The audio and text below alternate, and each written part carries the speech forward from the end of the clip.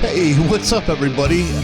So here's the deal. Last week I had some personal stuff I had to take care of, and as some of you know, many of you know, probably all of you know that are here for this channel, as I don't seem to be drawing anybody in from the MMA world, other than the people that have supported me from my other channels. But basically, I had some stuff I had to take care of, some personal things, and so that's why I wasn't able to get up a video last week. I promise you guys, whenever possible, I will have a video up every week, at least one, but at any rate. So, we have a lot to talk about here today. There's some things that I'm not terribly happy with the UFC. And then obviously we have to talk about UFC 252. I'm stoked. I'm not sure what's going on. You know what? I'll address that when we come up to it. But they keep jockeying the main card for some reason. I have no idea what's going on. But we'll see. But let me start off with something here. And I hesitated to talk about this topic, but the reality is I have to. And what makes me hesitant is because I am the furthest thing from a Conor McGregor nut rider that you'll find. I don't like being in a position to defend Conor McGregor because quite frankly, he has buried himself with a lot of self-induced problems and situations that he's created for himself. And I will never, ever defend Conor McGregor. Ever again. Not that I ever did, but I'm not going to. Because of some of the things that he's done. Some of them are disgusting. But we're not here to pass personal judgments. And one of the things that has really been eating at me is Dana White.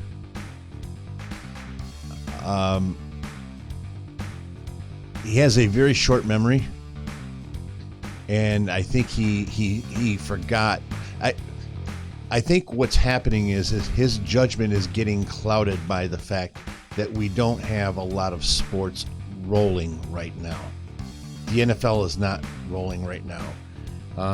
It's even questionable whether if they'll be able to finish that season or the season coming up. Hockey is killing it right now. 0 COVID test. I have to get rid of that.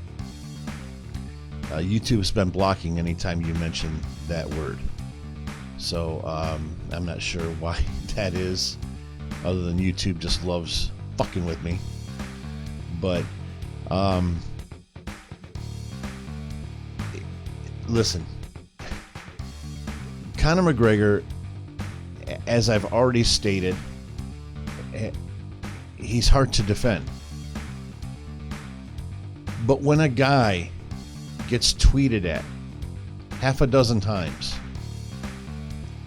people calling him out, and he tweets out, "I accept." The man clearly wants to fight. And back to the other sports theory that's a working theory in my head. I have nothing to base it upon other than gut. But I think what's happening is that Dana White is getting fooled by his success and the ratings that they're having for ESPN Plus with the UFC. Much of those ratings had to do with the fact that hockey was not going, NBA was not going, and baseball, it's doubtful they'll finish their season. So what do you have? You have the UFC, NASCAR, I guess, and what's the game? Cornhole. That's what you have going on right now. So, of course, people are going to tune into the UFC. They have to watch something. And I think that Dana is really bad at reading the tea leaves. I don't think he sees it that way. I think that he thinks that his product is the best in the world, and that's why it's so successful. Dana White, you are wrong.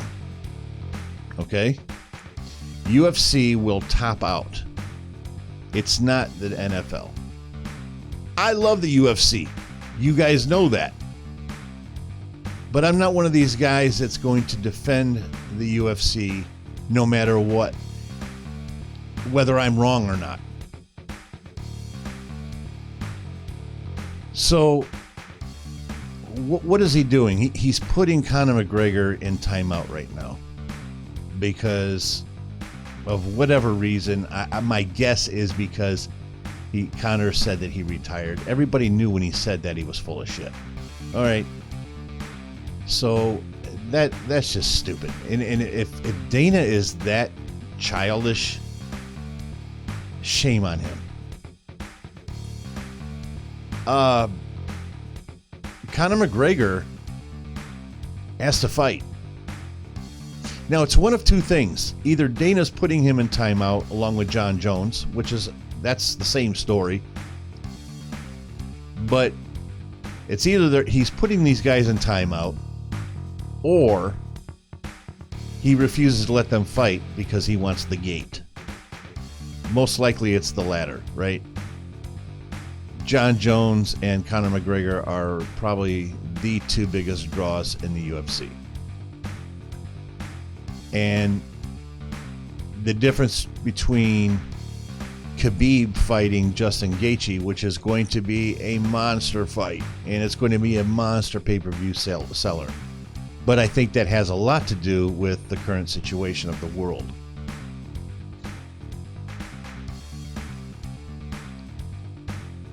It's not that fight, if it had a live gate, would not beat a Conor McGregor gate.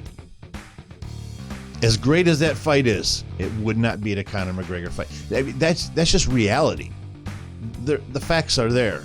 It's already been proven. Okay? And not to mention, Khabib can tend to be a boring fight. You know what's going to happen. He's going to push you against the fence and wear you out until he can get you down on the ground and crawl around you like a python. It's the same story every time. And I think that a lot of the people even the people that love Khabib, are never terribly enamored by the idea of him fighting and being excited about a pay-per-view because of that fact. I know, because I talk to people. And, you know, when you got Conor McGregor sitting on the sideline, pretty much begging for a fight, and then you have Dana White come out and say, I guarantee you Conor McGregor will not fight in 2020. What that tells me is that come hell or high water, even if the fight presents itself, that Dana has to be right. And it's pissing me off. It's pissing me off. Not because of Conor McGregor, because of Dana White and his ego. And I'm sickened by it. And I'm tired of it. I am tired of Dana White's ego. Another guy I hate to defend. God, I hate defending this guy probably more than I hate defending Conor McGregor, and that's Ariel Helwani. Ariel Helwani is... You ever see the show, the little skit they do on Saturday Night Live called Debbie Downer? You could easily just put Ariel Helwani in there, and he just wants to shit on everything. All right?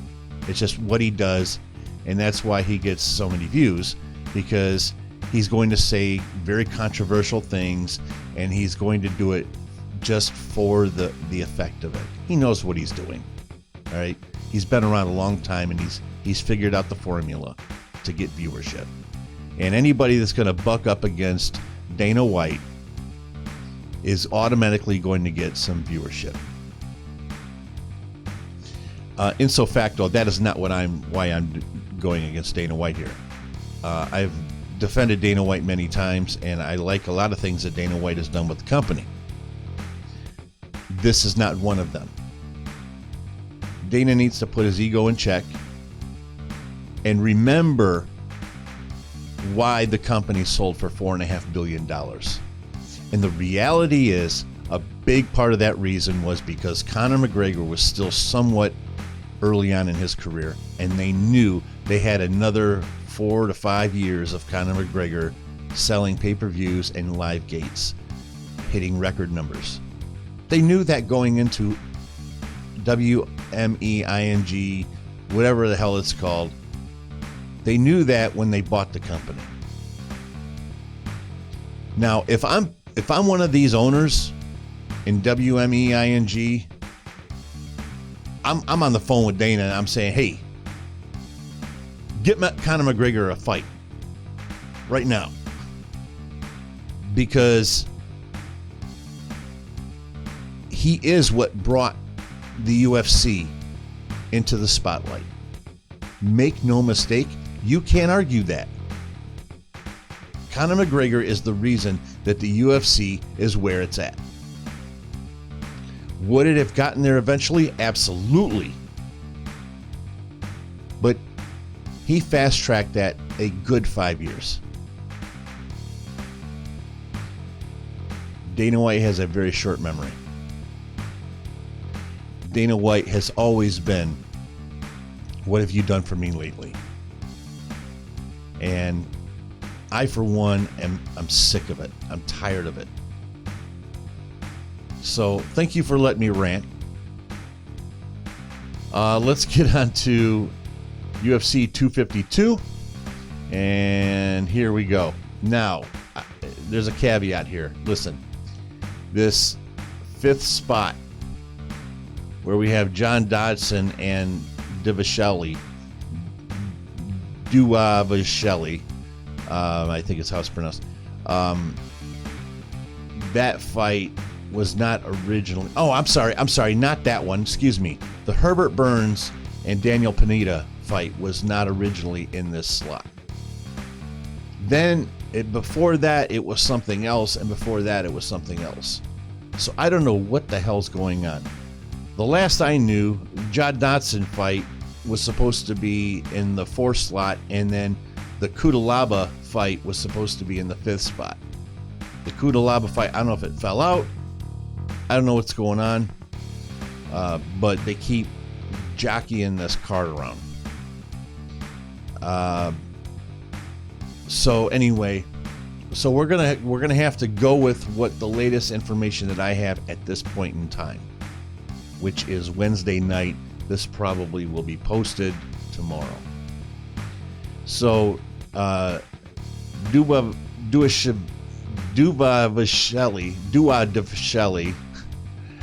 versus, we're going to go with Merab.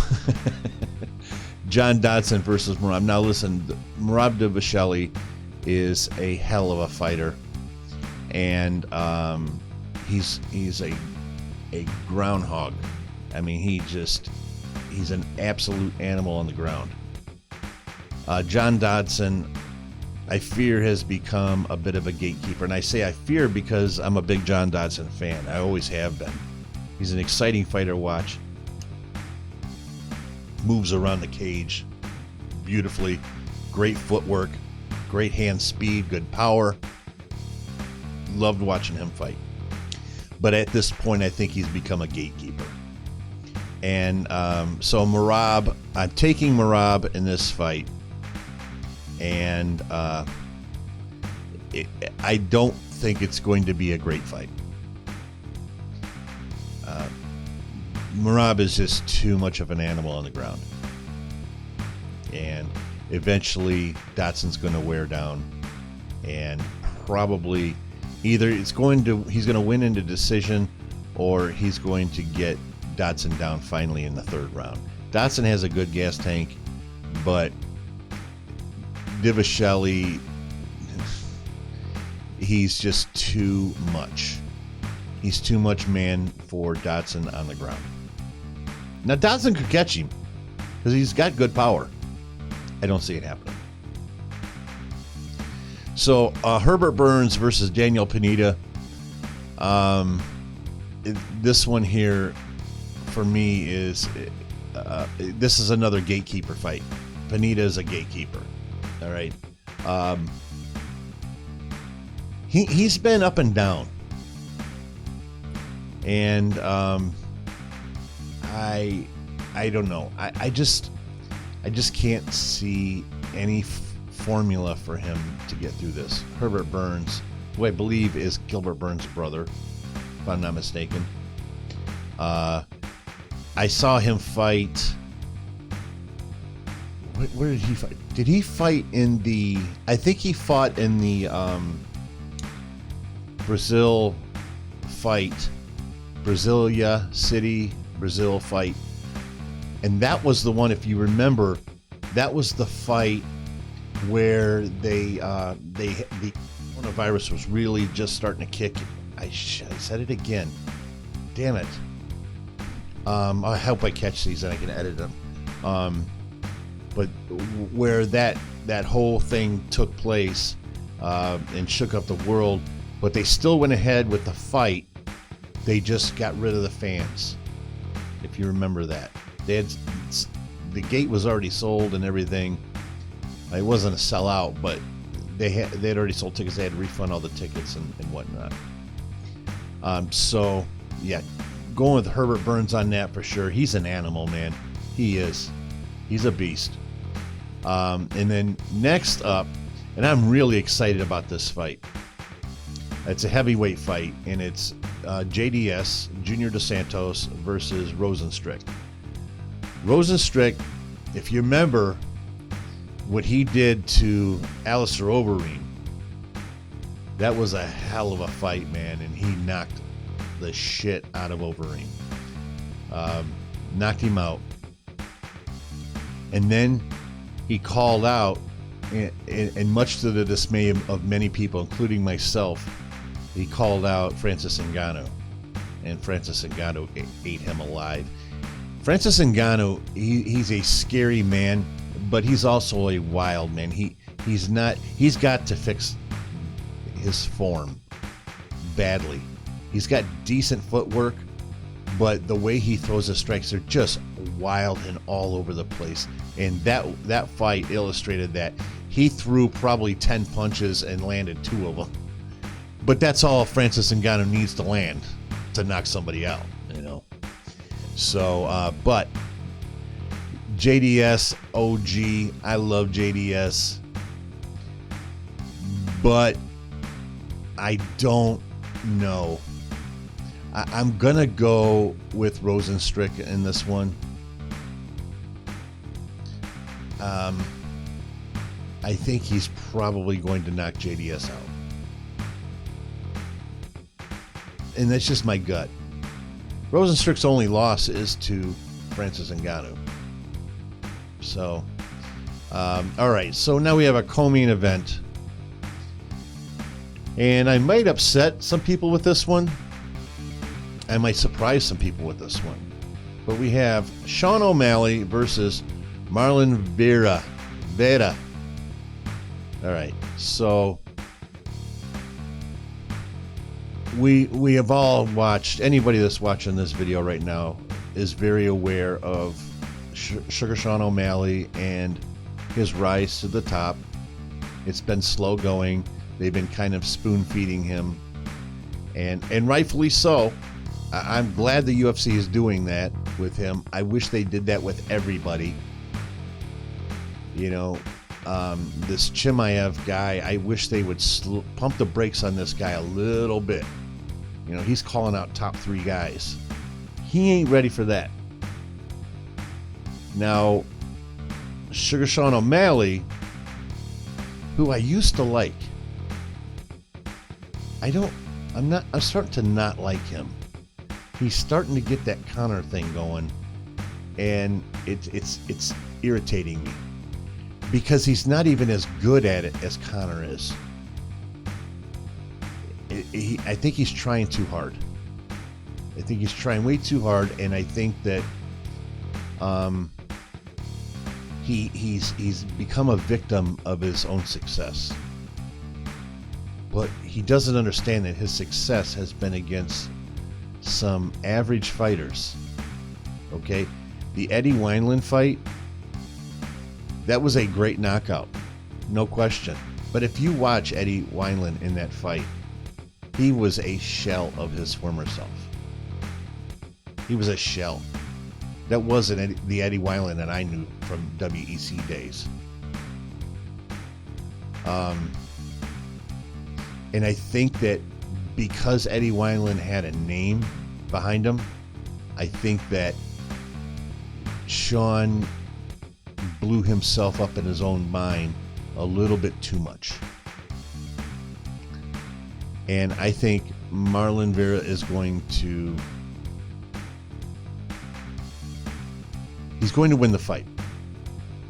And I know that might surprise some of you. It might upset some of you because I know Sugar Sean O'Malley has a big following. Okay?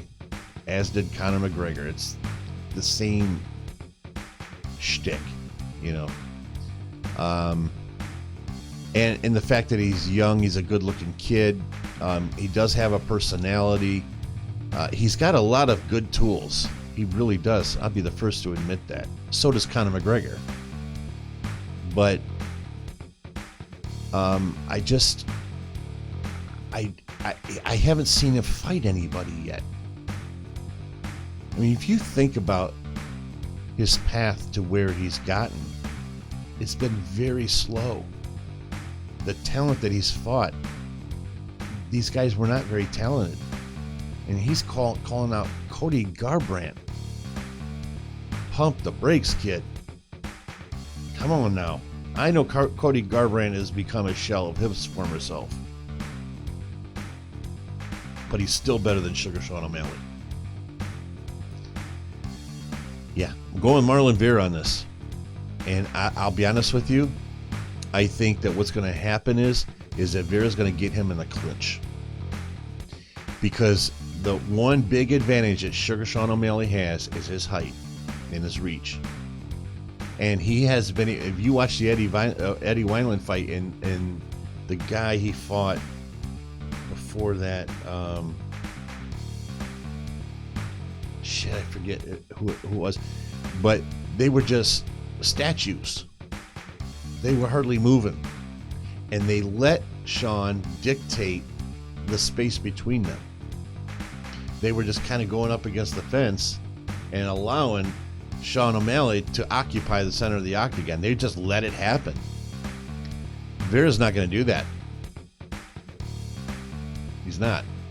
He's going to push O'Malley into the fence. He's going to make O'Malley work for it. And I'm not saying that O'Malley can't win this fight. He very well could. But what I'm saying is he's not going to do it the way he's been doing it. We have not seen his jiu-jitsu on display yet. And I've watched some old footage of his from back in his amateur days. Even then, they were knockouts. Well, as you climb in the ranks of the UFC, you're going to find out that it's not as easy to knock these top 5 guys out. With that said, Vera's not a top 5 guy, but he's the best competition that O'Malley's faced so far. That is without a doubt. And I got a feeling O'Malley is going to have to work really hard if he even gets a win in this fight. Either way, he's going to work a lot harder than he's ever worked. These first round knockout things, that's not going to happen in this fight. It's not. Okay, this one is breaking my heart. Main event, heavyweight division. Stipe versus DC. I have thought for a month now, what is the path to victory for for Daniel Cormier. And the only path to victory for DC is for him to wrestle Stipe. Now, in the fight that he lost, the last fight, I had him winning all three of the first round, first three rounds. The first three rounds, all of them, I had DC winning. You understand? But he still wasn't winning those rounds the way he should have been winning them. Here's another one where we need more clinch work. All right, and DC's going to have to get Stipe to the ground. Stipe is a big man, and he's really strong. He's got a good gas tank. To be honest with you, I think his gas tank's better than DC's. And if DC shoots 3 or 4 times and Stipe can shut all of them down, the first 3 or 4 of them, I think it's a long night for DC. And I say this breaks my heart because I absolutely love Daniel Cormier. Hang on one second, you guys. I apologize.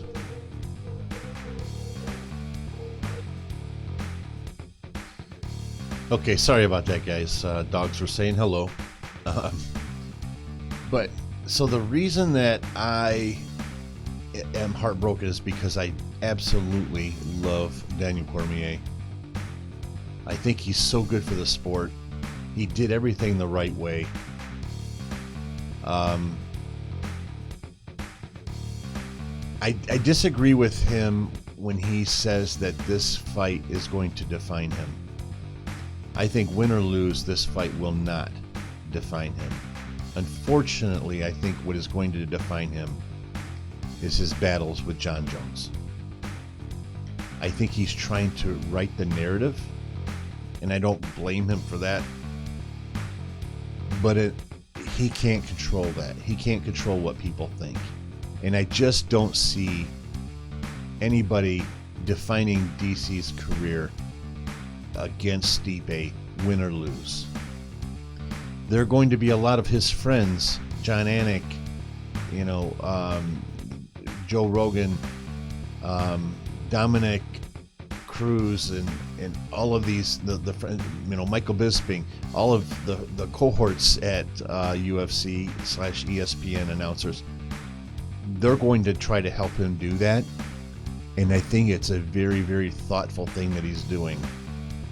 I really think that he's trying his best to control that narrative because he doesn't want that. But at the end of the day, I think any time anybody thinks about Daniel Cormier, they're automatically going to associate him with Jon Jones. He can't control that. And the reason this is heartbreaking for me is because I really, really want DC to win this fight. And I don't think he's going to. And I don't think this is his last fight. I think what happens is, especially if he wins, I think that he's going to fight one more time, and it's probably going to be Jon Jones at heavyweight. Because I think Jon Jones would come out of the woodwork for that one. To beat DC for the 3rd time, to do it at the heavyweight division, and to do it to become the champ, I think would be just too enticing for Jon Jones to turn down. Now, if he loses, there's a possibility that he retires. And that's what saddens me. Is I'm not sure I'm ready for DC to retire. But that might be my own selfishness, because he's still a great fighter. He's still exciting to watch, and there's still a lot of money for him to make. I'm sure he's on a really good contract because he's really tight with Dana. We've seen how that works, So anyway, I'm picking Stipe. It is what it is. So I close that out there. Hang on one second, you guys. Let's recap here. Okay, so I got Merab, I've got Burns, Rosenstrick, Vera, and Stipe. So that's the way I see it, you guys. I would love to know what you guys think. Leave me a comment, because I'm curious to know about a couple things. First of all, what you think about my assessment of Sean O'Malley, your pick in that fight, as well as the situation with DC. A, do you think he retires? B, do you want him to retire? And C, do you think he beats Stipe? Can happen. Could be wrong. I just don't think I am. Alright guys, I will see you next week. Please leave a comment there. Let me know what you think, alright? I'll see you guys. Peace.